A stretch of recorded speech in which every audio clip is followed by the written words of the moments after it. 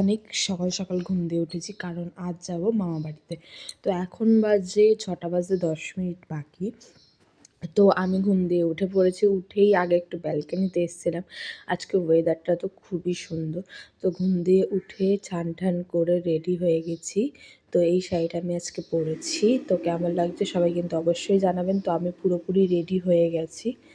তো এখন আমরা বেরাবো। তো আমরা রেডি হয়ে গেছি, আমরা সবাই মিলে একসাথে যাচ্ছি আজকে মামাবাড়িতে।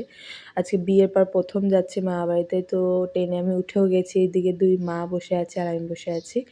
তো আজকে যাচ্ছি, মানে বিয়ের পর ১ম যাচ্ছি।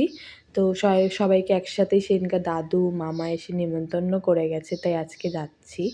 তো ট্রেনে সেরকম ভিড় ছিল না, কারণ আজকে ছুটির দিন ছিল, ওর অফিসও ছুটি ছিল। এইজন্য আজকে সেরকম ভিড় নেই ট্রেনে। তো সবাই মিলে একসাথেই বসেছিলাম এক বগিতে। আর এদিকে বাবার সাথে ইয়ার্কি মারছিল আমার সাথে। তো মা, বাবা সবাই মিলেই একসাথে বসেছিলাম। তো এখন আমার বাবা দেখাচ্ছে এই যে আমি ভোট দিয়েছি, ভোট দিয়েছি। তো এই নিয়ে আমরা গল্প করতে করতে সবাই মিলে চলে আর এইদিকে ২ মা মিলে গল্প করেই যাচ্ছে। ঠিক আছে। আর তারপরে আমরা সবাই মিলে একসাথে নেমে পড়েছি এখন।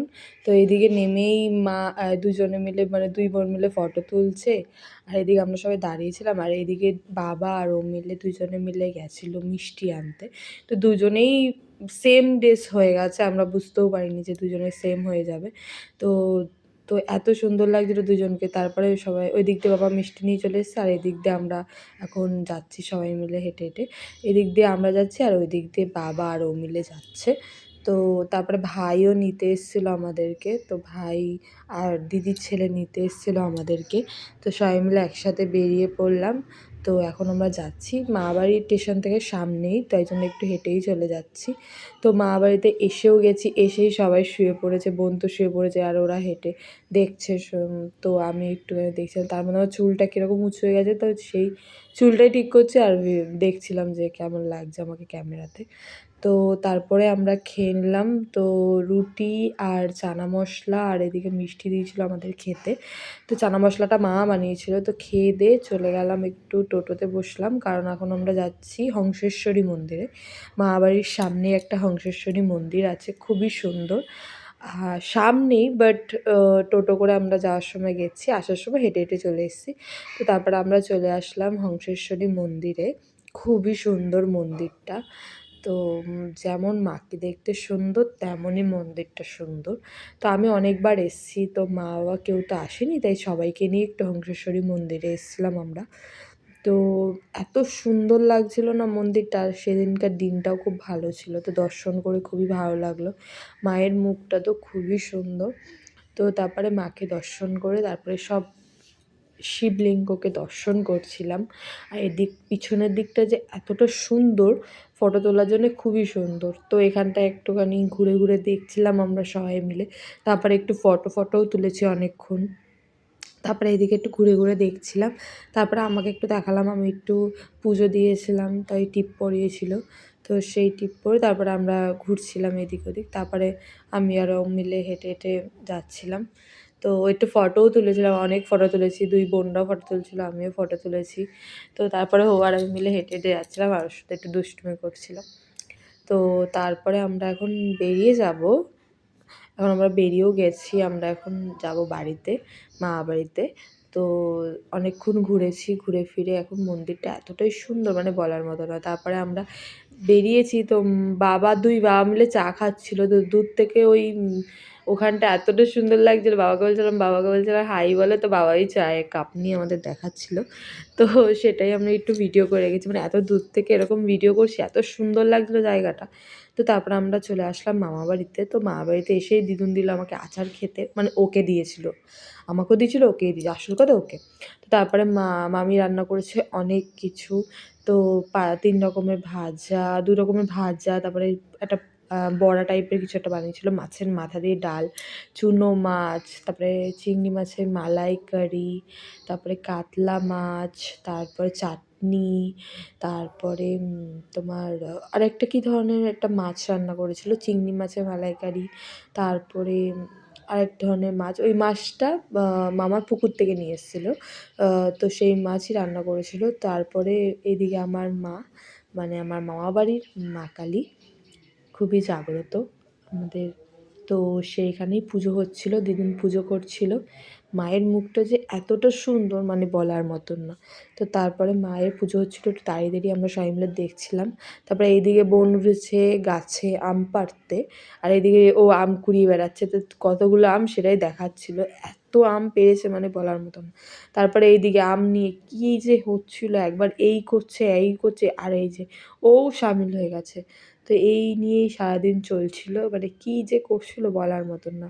তারপরে এই নিয়ে আম পাড়াহাড়ি হলো, তারপরে দেখাচ্ছিলাম দেখো কত গাছে আম হয়েছে। এবার মামাবাড়িতে অনেক আম হয়েছিল গাছে। এবার আমি হাতেও ধরতে পারছি, মানে এত সুন্দর আম হয়েছিল। এটা তো ধরতে পারছিলাম না, কিন্তু ও ধরতে পেরেছে, তো সেটাই দেখাচ্ছিলাম যে দেখো কত আম হয়েছে। হাতের সামনে একটু হাত বাড়ালেই পাওয়া যাবে এরকম। মা কালী মন্দিরের সামনেই হয়েছিল। তারপরে দিদুন ও বাঁশে কি বাঁধে না, ওটা বেঁধে দিচ্ছিল, কারণ ও আম পাড়বে। তো আম পাড়তে পারছিল না, তো ছোটোটা দিয়ে তাই বড় একটা বাঁশ নিয়ে আসে, নিয়ে এসে ওটায় বাঁধে। তারপরে দেখো না কি আম পাড়ে, আর এদিকে মা সবাই মিলে দেখছিল। আর যেই দিদুন বেঁধে দিয়েছে ওটা, ও কি আম 3-4টে করে একসাথে আম পাড়ছে। যে কী যে মজা হয়েছে সেদিন, দিনটা মানে বলার মতো না। সবাই মিলে আমরা খুব মজা করেছি। এই দেখো কত আম পেড়েছি। তারপরে সবাই মিলে বসে গেছে খেতে, ভাই বোন দাদু বাবা মামা, আর ওইদিকে বাবাও বসছিল, সবাই মিলে খেতে বসে গেছে।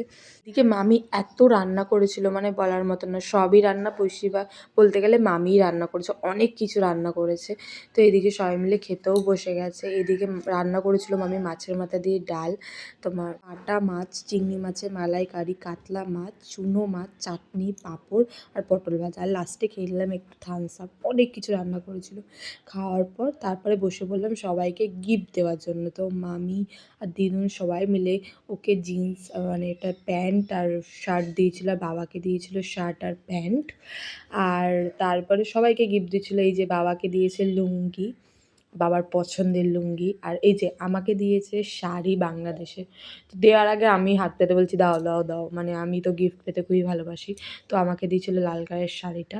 আর এই যে বোনকে দিয়েছে চুড়িদারের সেট, আর মাকে দিয়েছিল শাড়ি। তো মায়ের শাড়িটা না ঘরে ছিল, তো বাবার জামাটা দেখাচ্ছিলাম, খুব সুন্দর লাগে। তারপরে মাকে দিয়ে দিল শাড়ি, আর এদিকে ওকে প্যান্ট আর জামা দিয়েছিলো। ও বলছে আমি দেখাবো না। তো এটা নিয়ে ও এরকম ইয়ার্কি মারছিল আমার সাথে। তো সবাইকেই মোটামুটি গিফট দেওয়া হয়ে গেছে। তো তারপরে আমি দিদুনকে দিয়ে দিলাম, দিদুনের 2টো শাড়ি। আমার মা একটা দিয়েছে, আমরা একটা দিয়েছি। তারপরে মামিকে দিয়ে নিলাম। তো মামিকে দিলাম একটা শাড়ি, দিয়েছিলাম মামিকে, আর মামাকে দিয়েছিলাম একটা শার্ট। তো শাড়িটা মামি খুলে দেখাবে। শাড়িটা খুবই সুন্দর, আমার তো দেখেই খুব পছন্দ হয়ে গেছিলো। তো মামা মানে মা আর ও মিলে যেই পছন্দ করে কিনে নিয়ে এসছে মামির জন্য শাড়িটা। মামির শাড়িটা আমার খুবই পছন্দ হয়েছিল, মানে কালারটা যেরকম সুন্দর শাড়িটাও খুবই সুন্দর। সবার গিফট নিয়ে সবাই বসে রয়েছে, মানে গিফটের ভরা এরকম অবস্থা। সবাই মিলে বসেছি একসাথে, বসে তারপরে গিফট একেও একেও সবাই মিলে গিফট দিচ্ছে। শাড়িটা খুবই সুন্দর দেখলেই। আর এই যে এটা হলো মামার জন্যে শার্ট। তো এত গিফট সবাই মিলে দিয়ে ফিয়ে তারপরে এই যে লাস্ট আমার মাকে শাড়ি দিল আমার দিদুন। শাড়িটা মানে শাড়িটাও খুব সুন্দর ছিল, মানে ও তারপর আমার বোনের জন্য একটা জামা দিয়েছিলো, সেই জামাটা দেখানো হয়নি। আর এদিকে সবাই মিলে এখন বেরিয়ে পড়েছি আমরা বাড়ি যাওয়ার জন্য। তো স্টেশনেও সবাই চলে এসেছি, ভাই মামি 2 ভাই এসেছিলো আমাদের দিতে। তো সবাই এখন আমরা স্টেশনে দাঁড়িয়ে রয়েছি, ট্রেন আসবে তারপরে উঠে যাব আমরা। তো আমরা উঠেও গেছি ট্রেনে, অনেকটা চলেও এসেছি। তো কিছুক্ষণ পরে আমরা নামবো। আর এদিকে আমি মায়ের পাশে বসেছিলাম, আর এদিকে ও মায়ের পাশে, আর ওইদিকে ভাই মানে বোন 2 বোন বাবা মিলে বসে আছে, এদিকে বাবাও বসে আছে। তো সবাই মিলে গল্প টল্প করতে করতে বাড়িতেও চলে আসলাম। তো ভিডিওটা কেমন লাগলো সবাই কিন্তু অবশ্যই জানাবেন। তো মামাবাড়ির ভিডিওটা এই পর্যন্তই। সারাদিনে খুবই মজা করেছি, খুবই টাইম কাটিয়েছি সবার সাথে, মজা গল্প সব কিছু করে টাইমটা কাটালাম। তো ভিডিওটা এই পর্যন্ত। Okay bye.